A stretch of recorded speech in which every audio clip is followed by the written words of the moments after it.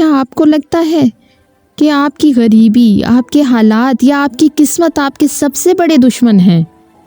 اگر میں کہوں کہ آپ کا اصلی دشمن کوئی اور ہے، وہ جو آپ کی کامیابی کو سالوں سے روک رہا ہے۔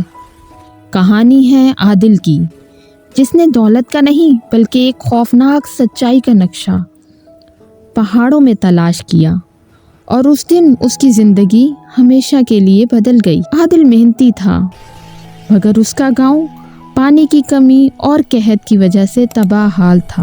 وہ صرف ایک افواہ پر جیتا تھا کہ صدیوں پہلے یہاں سونے کے ذخائر کے لیے ایک خفیہ کنواں کھودا گیا تھا، جو ایک قدیم نقشے میں چھپا ہے۔ عادل کا یقین تھا کہ اگر وہ اسے کنواں مل گیا تو گاؤں کی زندگی بدل جائے گی۔ عادل نے ہر روز پہاڑوں میں کھدائی کی۔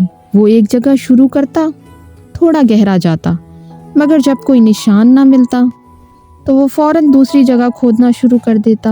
اس نے محنت کی، مگر ایک مکمل کنواں کبھی کھود نہیں سکا۔ تھکاوٹ سے ٹوٹ چکا تھا۔ ایک دن دانا حکیم دادا نے اسے بلایا۔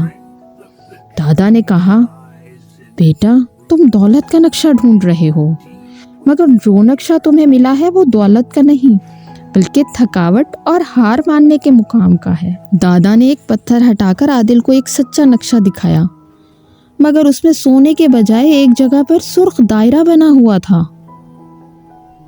دادا بولے، یہ دائرہ اس چھوڑ دینے مقام کی نشاندہی کرتا ہے جہاں تم ہر بار ہار مان لیتے ہو۔ تم محنت تو کرتے ہو، مگر کبھی اس جگہ سے آگے ہی نہیں بڑھے۔ یہ شک اور خوف ہی تمہارا سب سے بڑا دشمن ہے۔ عادل کو ایک جھٹکا لگا۔ اسے احساس ہوا کہ وہ ہر روز خود کو آزماتا تھا اور ہر روز اس لال دائرے پر آ کر ہار مان لیتا تھا۔ اس نے اسی جگہ کھدائی شروع کر دی جہاں وہ پہلے رکا تھا۔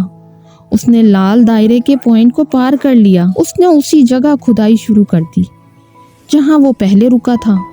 اس نے لال دائرے کے پوائنٹ کو پار کر لیا اور کچھ ہی دیر میں پانی کا کنواں کھود لیا۔ اسے احساس ہوا کہ اصل دولت ہمت کا کنواں ہے، جو ہر شخص کے اندر ہار ماننے کے مقام کے فوراً بعد چھپا ہوتا ہے۔ آپ کا سب سے بڑا دشمن باہر نہیں، آپ کے اندر ہے۔